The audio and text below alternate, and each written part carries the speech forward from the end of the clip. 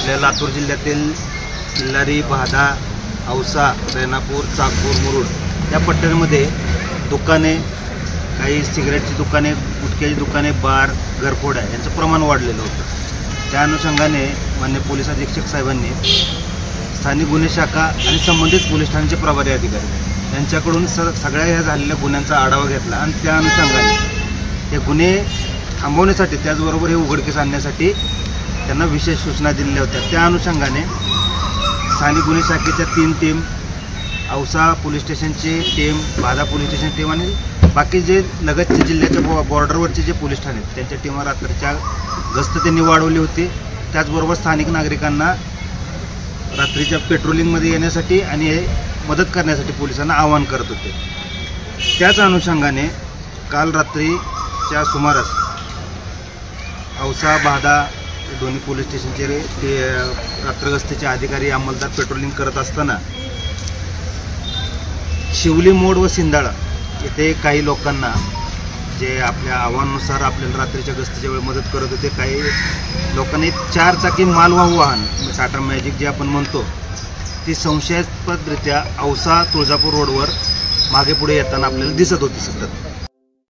औसा आणि बहाद्याच्या रात्रगस्तीच्या अधिकारी अंमलदारांना कल्पना दिली। त्या अनुषंगाने प्रभारी अधिकारी, त्यांचा सर्व स्टाफ त्या ठिकाणी गेला असता नागरिकांनी तो जे वाहन होतं ते घेरण्यासाठी आणि त्यांना ताब्यात घेण्यासाठी आपल्याला मदत केलेली आहे।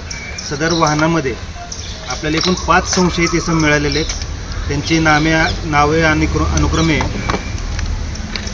रिहान मुस्तफा शेख, राहणार परळी, बीड; अनवर खान जलाल खान पठाण, परळी, बीड; हाफिज शेख, परळी, बीड; सादिक मोहम्मद, जुना बाजार, प्रेस नोट मध्ये असतील प्रेस नोट, बीड; आणि फारुख नबी शेख असे 5 लोक आपल्याला घातक शस्त्रांशी, ज्यामध्ये कटावणी, कोयता, लाकडी दांडके, स्टील रॉड अशा प्रकारचे जे सगळं घातक हत्यार होते, दरोडा टाकण्याच्या उद्देशाने ते असताना ते मिळून आणले। ते 5 लोक आपण ताब्यात घेतलेले आहेत आणि त्यातले काही 3 लोक जे होते, अजून 3 लोक होते, एकूण 8 आरोपी होते। ते 3 लोक पळून गेलेले आहेत। त्यांच्या मागे आमचे पथक त्यांना शोधण्यात गेलेले आहे। कुठं चोरी गुन्हे केलेले आता तो तपासाचा भाग आहे, परंतु प्राथमिक आमचा अंदाज असा आहे की त्यांनी औसा, बहादा, किल्लारी, रेणापूर, वाढवणा, अहमदपूर हा जो पट्टा आहे उदगीर, त्या पट्ट्यामध्ये त्यांनी घरफोड्या केलेल्या कबुली शक्यता आहे आणि त्या पद्धतीने आम्ही तपास करतो। सर, परवा ते मोबाईल दुकान इथं फोडलं औषध, त्याच्यानंतर 2 महिला बाहेरच्या सापडल्या होत्या त्या दुकानामध्ये चोरी करताना, पुन्हा काय प्रोसेस काय झाली? परराज्यातल्या ज्या 2 महिला चोर पकडले, त्यांचे वाहन आणि त्यांच्याकडचे वस्तू आणि हत्यार हे सगळे म्हणून 7,71,200 रुपयाचा मुद्देमाल त्यांच्याकडून जप्त केला आहे। सदर आरोपींची पार्श्वभूमी बघता या आरोपींविरुद्ध यापूर्वीही घरफोडी, रॉबरीसारखे गुन्हे दाखल आहेत, त्याचा आम्ही शोध घेत आहोत।